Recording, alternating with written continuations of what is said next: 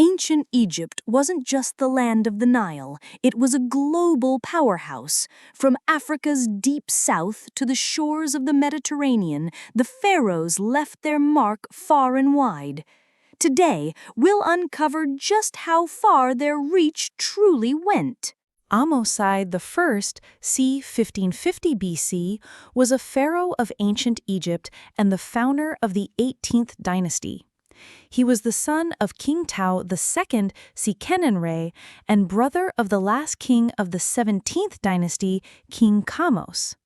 During his reign, he completed the conquest and expulsion of the Hyksos from the Delta region, restored Theban rule over the whole of Egypt, and extended Egyptian power in its formerly subject territories of Nubia and Canaan. He captured Avaris and completed a siege at Sharahen near Gaza. Ahmose's reign laid the foundations for the new kingdom under which Egyptian power reached its peak. His reign is usually dated to about 1550–1525 BC. Senusret I, also known as Sesostris I, was a significant pharaoh of ancient Egypt who ruled during the Middle Kingdom, specifically from around 1971 to 1926 BCE. He was the son of Amenemhat I, the founder of the 12th dynasty, and ascended to the throne after his father's assassination. As a ruler, Senusret I is noted for his military campaigns, which expanded Egypt's borders into Nubia and secured its western front against Libya. His reign was marked by considerable wealth and political stability, allowing for a flourishing of arts and architecture.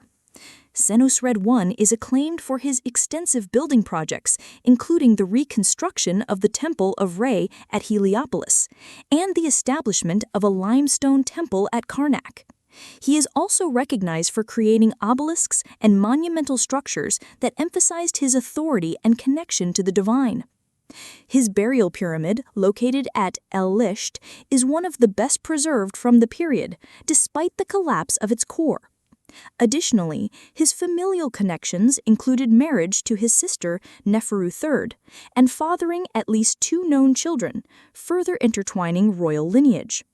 Senusret I's legacy continues to influence perceptions of ancient Egyptian culture and history. Senusret III.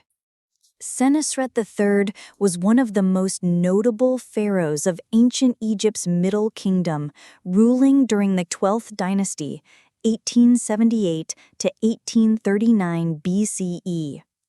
Known for his military prowess and administrative reforms, he expanded Egypt's borders and centralized governmental authority. His campaigns into Nubia secured valuable resources and established a series of massive fortresses to protect Egyptian interests.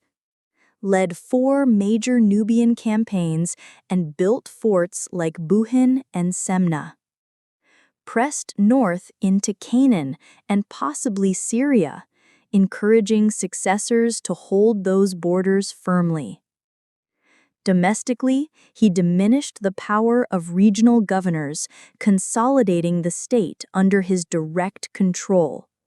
Senusret III is celebrated as a figure who fostered unity, strength, and prosperity during his reign.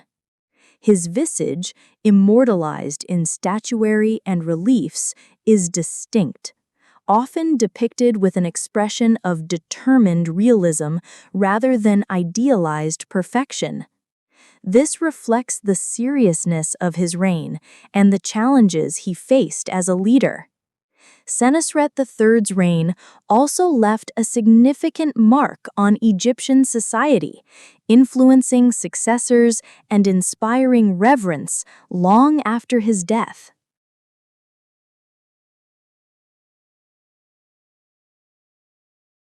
Pepi I, 3rd king of the 6th dynasty of c. 2305 to c. 2118 BCE of ancient Egypt, whose reign saw the spread of trade and conquest and a growth in the influence of powerful provincials from Upper Egypt.